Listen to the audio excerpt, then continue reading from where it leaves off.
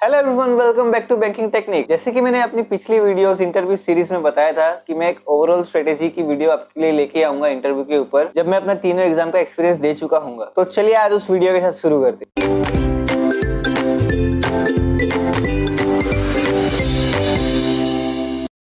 तो मैं अभी जो पॉइंट्स बोलने वाला हूँ, तो हो सके तो आप उससे नोट कर लें, क्योंकि ये आपके लिए बहुत ही ज्यादा हेल्पफुल होने वाले हैं। मेरी तीनों वीडियो से जो भी फाइंडिंग्स थी, मैं उसे समराइज करके आपके सामने रखने वाला हूँ। तो आप सभी को इस पर कंसंट्रेट करना पड़ेगा। तो मेरी आरआरबी पीओ की इंटरव्यू से जो फाइंडिंग निकली है वो ये है कि आपको कभी भी ज्यादा एक्सप्लेन नहीं करना। जितना भी आपसे पूछा जाए आपको स्पेसिफिक रहना है। जैसे कि मुझे बैलेंस शीट के बारे में पूछा गया था, मैंने एसेट लायबिलिटी सब कुछ उसका डेफिनेशन एंड एग्जाम्पल एक ही आंसर में बता दिया था। फिर उनके पास कुछ पूछने के लिए बचा ही नहीं, तो फिर वो मुझसे काफी ज्यादा टफ क्वेश्चंस पूछने लगे। और सेकंड चीज है आपका एजुकेशन बैकग्राउंड। आप कोई भी स्ट्रीम से हो, साइंस, कॉमर्स, आर्ट्स, कोई भी स्ट्रीम से हो, उस बैकग्राउंड की वो नॉलेज जो कि सबके पास होनी चाहिए। जैसे कि फॉर एग्जांपल कॉमर्स से बैलेंस शीट तो एक ऐसी चीज है कि हर एक कॉमर्स के बंदे को आनी चाहिए, चाहे उसने मैनेजमेंट लिया हो, चाहे अकाउंट्स लिया हो, चाहे कुछ भी लिया हो कॉमर्स के अंदर। तो वैसे ही कुछ कुछ चीजें साइंस और आर्ट्स में भी होगी, तो वो चीजें तो हमें प्रिपेयर करके जानी ही है। उसके बाद जब आपसे फैमिली मेंबर के बारे में पूछा जाए, लाइक फैमिली बैकग्राउंड क्या है ना, जिसके बारे में भी मेंशन करने वाले इंटरव्यू में, लाइक आपके 5 फैमिली मेंबर है, मदर, फादर, ब्रदर, सिस्टर, कोई भी, देन वो क्या करते हैं। अगर उनका कोई सोर्स ऑफ इनकम है, लाइक फादर बिजनेसमैन है या सर्विसमैन है, तो उनका एक्जैक्टली काम क्या है वो आपको पूरा अच्छे से प्रिपेयर होकर जाना है, क्योंकि उसके ऊपर क्वेश्चन बनेगा ही बनेगा।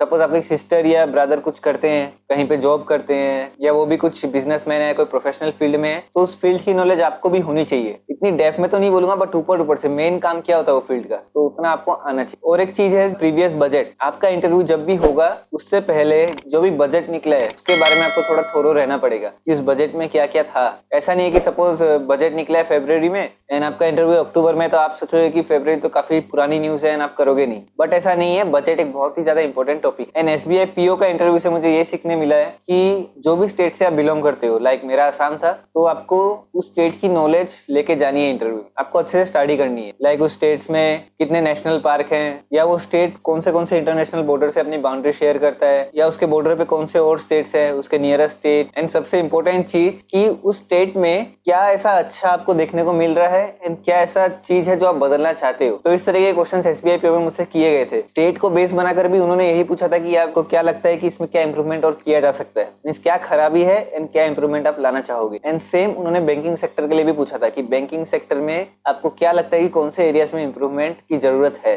तो इंप्रूवमेंट बताने से पहले आपको ये पता होना पड़ेगा कि उसमें खामियां क्या है, मींस उसमें क्या कमी है, एंड उसके लिए तो आपको थोड़ी सी रिसर्च करनी पड़ेगी। And for that you will have to be thorough with the current banking awareness. क्योंकि एसबीआई में मुझसे ये भी पूछा गया था उस टाइम पे जब मैं इंटरव्यू दे रहा था, तो उससे थोड़े ही पहले समय की न्यूज थी कि डीआईसीजीसी जो कि एक आरबीआई की सब्सिडरी है, उसकी लिमिट इंश्योरेंस की 1 लाख से लेके अभी 5 लाख हो चुकी है। पहले 1 लाख थी, अभी 5 लाख। तो ये 1 लाख क्यों थी, इसे 5 लाख करने की क्या जरूरत पड़ी, तो इस तरीके के सवाल आपसे पूछे जा सकते हैं। एंड सबसे बड़ी सीख तो मुझे आईबीपीएस पीओ के इंटरव्यू में मिली, जो कि मेरा खाली 4 मिनट्स के लिए हुआ था। उसमें मैं ग्रीट करना भूल गया था, like good morning, good afternoon, good evening जो भी रहता है, मैं वो करना भूल गया था। मेरा इंटरव्यू भले ही अच्छा हुआ, बट मुझे मार्क्स कम मिले। एंड वही एक रीजन मुझे लग रहा है कि जो कि हो सकता है। तो आप कभी भी जाओ, अपना माइंड को शांत रख के, चाहे जितने ही आप थके हुए हो, कुछ भी हो, अच्छे से आपको एंटर करना है, गेट को अच्छे से क्लोज करना है एंड ग्रीट जरूर करना। एंड जब तक वो बोले ना आपको बैठना नहीं, एंड जब भी वो बैठने की परमिशन देते हैं, आप ग्रीट करके ही बैठना है, लाइक थैंक यू सर और थैंक यू मैम, वटएवर। और एक इंपॉर्टेंट चीज जो कि मुझे आईबीपीएस पीओ के इंटरव्यू से देखने मिली कि आपका नेम जो भी रहता है, लाइक मेरा नेम है पीयूष अग्रवाल, तो उस नेम को लेकर भी वो लोग काफी कुछ पूछ सकते हैं। लाइक अग्रवाल, उन्होंने पूछा था कि अग्रवाल और अग्रवाला सेम होता है क्या, तो आपका भी टाइटल अगर कुछ है तो उसके ऊपर भी कुछ सवाल बन सकता है। या आपका नेम का मीनिंग, लाइक मेरा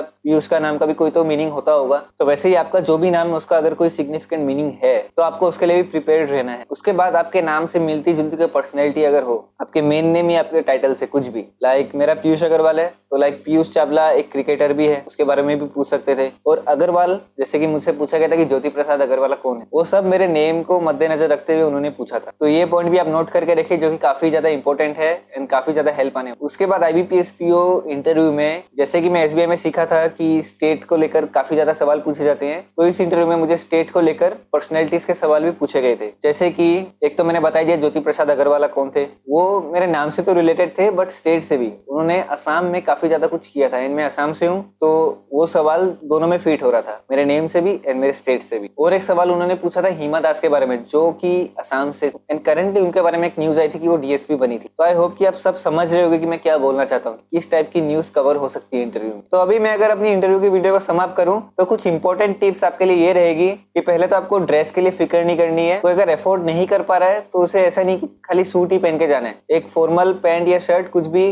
कम प्राइस में भी आपको मिल जाती है, लाइक 400 या 500 के अंदर भी आपको मिल जाएगी, तो उसके लिए कुछ घबराना नहीं है। एंड बाकी की जितनी भी चीजें मैंने अभी सेपरेटली आपको सब बता दी है, तो उस पर तो आपको फोकस रखना ही है। और 2-3 चीज मैं बताता हूँ कि करंट बैंकिंग न्यूज पर तो ज्यादा फोकस रखना है, एंड कोई ऐसी न्यूज जिसके ऊपर काफी ज्यादा विवाद हो रहा हो, लाइक अभी फार्मर बिल को वापिस से गवर्नमेंट ने रिपील कर लिया है, 3 बिल जो थे। अगर कोई भी आने वाला इंटरव्यू होगा तो उसके ऊपर सवाल पूछा ही जाएगा, ये मेरी गारंटी है। एंड अभी आरबीआई ने 2 स्कीम लॉन्च की है, एक ओम्बड्समैन के ऊपर एंड और एक स्कीम थी जिसके अंदर हम आरबीआई में भी अकाउंट खोल सकते हैं। तो वो कौन सा अकाउंट है एंड ये डिसीजन क्यों लिया गया, इसके ऊपर भी आपको इंटरव्यू में आने वाले टाइम में आपको देखने मिलेंगे ही मिलेंगे ऐसे सवाल। तो आई होप कि आपको काफी कुछ सीखने मिला होगा इस इंटरव्यू की वीडियो से। तो अगर आपको पसंद आती है मेरी वीडियोस तो please share and subscribe the channel. Thank you and bye bye.